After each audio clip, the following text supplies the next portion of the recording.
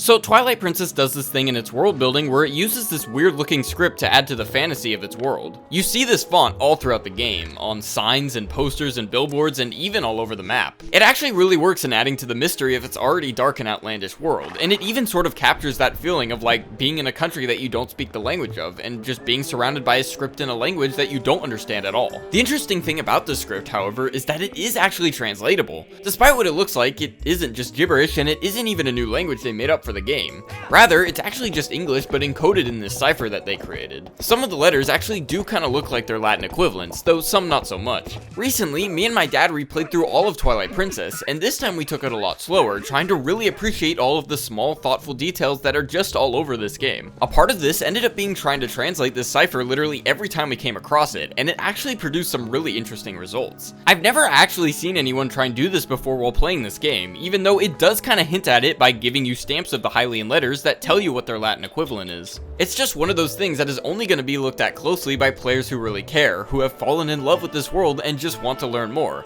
You know, someone like me. So let's take a look at what we found, because it's quite the journey. Starting off with the map, there's a crest in the bottom left that says Hyrule in the center. The word Hyrule also spans across the entire map, kinda like a country's name would be on a real map. In the bottom right, there's a measuring system that's supposed to like, you know, show you how far a kilometer is or whatever. The text here just says scale, but what's funny is that they just labeled the ends of the scale with the letters O and D. Clearly, they didn't want you to look too closely at this. In the Ordona province, there's everything you'd expect. Ordon Spring, Ordon Village, Ranch, but then there's this big one here. You'd fully expect this one to say Ordona or Ordon, but it actually says Latoan. We were so confused when we discovered this. Latone? What is that?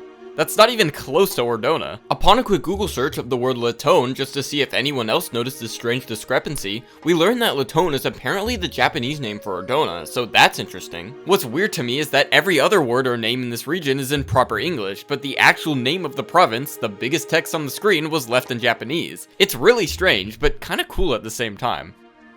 There's a few things to translate in the Ordon region outside of the map as well. Outside of every building in the village, including Link's house, there's a sign that has some text. This one translates to UCHI, Uchi, which is the Japanese word for house. Just outside of the ranch, there's a different sign. This one, funnily, just translates to Signboard of Hyrule, and you can find this one in a bunch of different places throughout the game. The postman is chilling at the back of the goat stalls for some reason. The letter that he's reading does have some text on it, but upon closer inspection, it seems as though he's just reading the alphabet.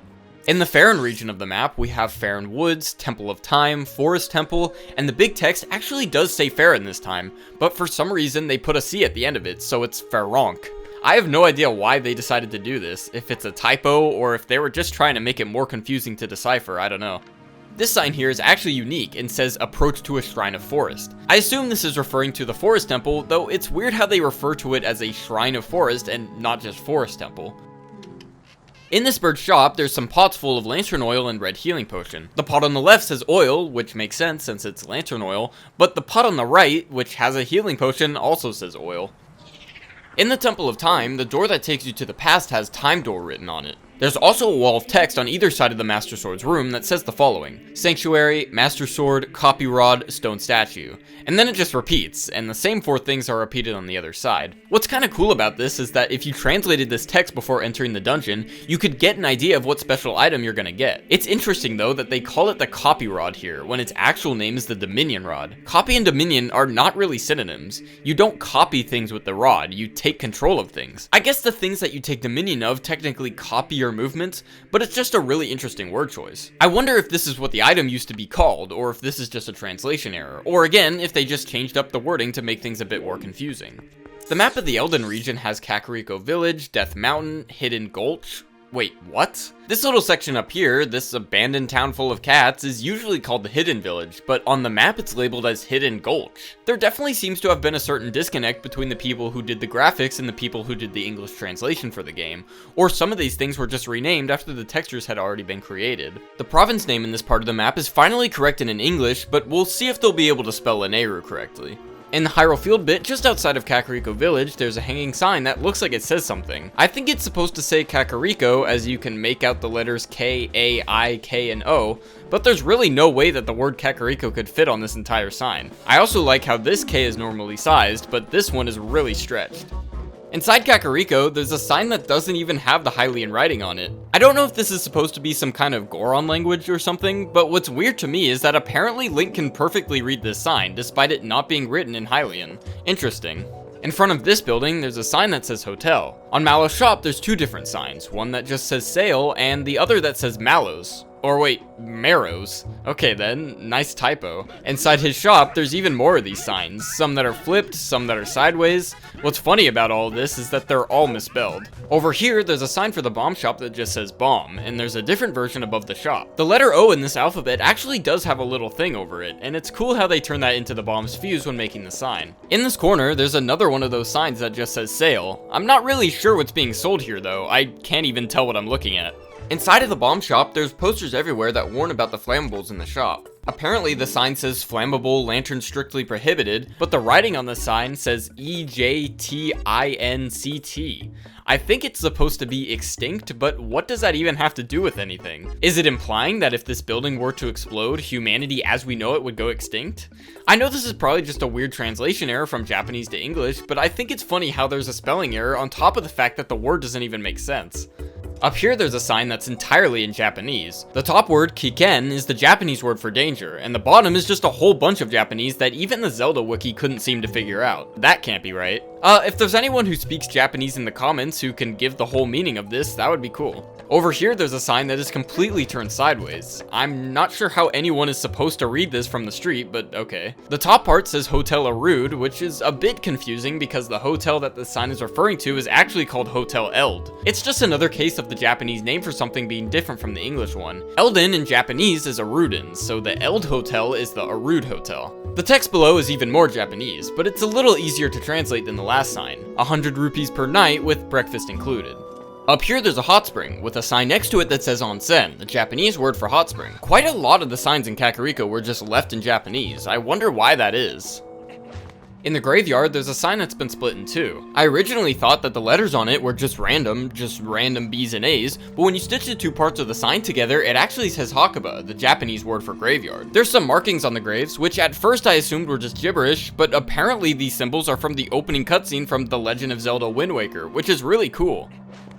In the Hidden Village, or Hidden Gulch as it's apparently called according to the map, there's a sign that says welcome.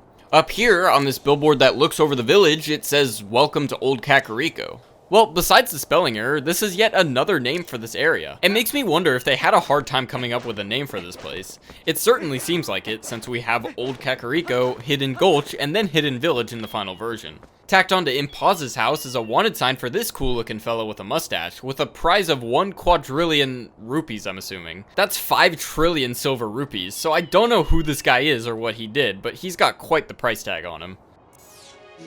On the map for Lanayru, we have Zora's Domain, Zora's River, or, you know, that doesn't actually really look like an I behind there. It looks more like the back of either an E or a C, so that's a spelling error. Down here we have Lake Hylia, and in really small writing all the way down at the bottom we have Lakebed Temple. And this one here that's supposed to say Lanayru already doesn't even look to have the right amount of letters for that word. L-A-N-A-L-U. Lanayru. I don't know why I find that so funny, Lanayru. They also had this problem with L's and R's with the Mallow or Marrow signs that we saw earlier, and according to the Zelda wiki, it's apparently because L and R look identical in the Japanese syllabary, which is pretty interesting. We might as well take a look at the maps for Gerudo Desert and Snowpeak right now, since there isn't actually any Hyrulean writing in the entirety of those areas, even inside Arbiter's Grounds or Snowpeak Ruins. In the desert, we have Mirror Chamber, Arbiter's Keep instead of Arbiter's Grounds, and the big text says Great Desert instead of Gerudo Desert. I don't know why, but I just love these little discrepancies.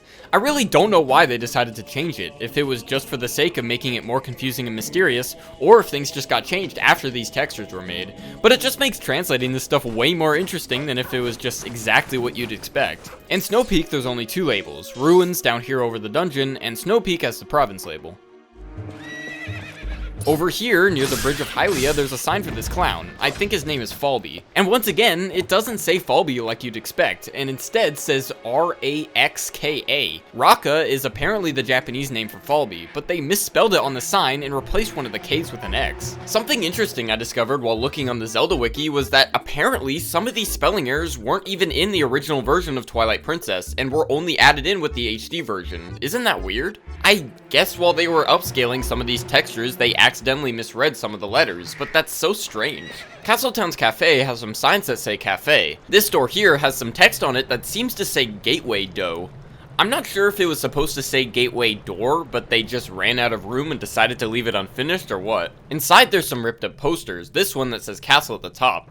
There's also some text below it, but the letters are just a bit too blurry and small to be deciphered, and the only word that I can make out is 2 right here. This one, which is flipped, seems to say Hyrule, but the third letter is a bit weird. It's definitely not an R, it could be a J, in which case it would be Hyjule. Next to the claw shot minigame, there's signs that say Star Circus. Outside of Agatha's castle, we have some signs that apparently say Agatha's castle, even written in purple when interacted with, but the actual text on the sign says butterfly, or buttery as they misspelled it, with each character flipped backwards. If this doesn't scream being hard to decipher on purpose just because, then I don't know what does. Outside of the fortune teller's place, there's a sign that says fortune. In the market, there's all kinds of things. A sign here that says meat, one over here that says bread. There's some bags down here that just say fill, whatever that means. Where the Gorons are selling their hot spring water, there's a sign that says water. And then there's a sign over here with a flower on it. I'm sure you can guess what it says, right? That's right.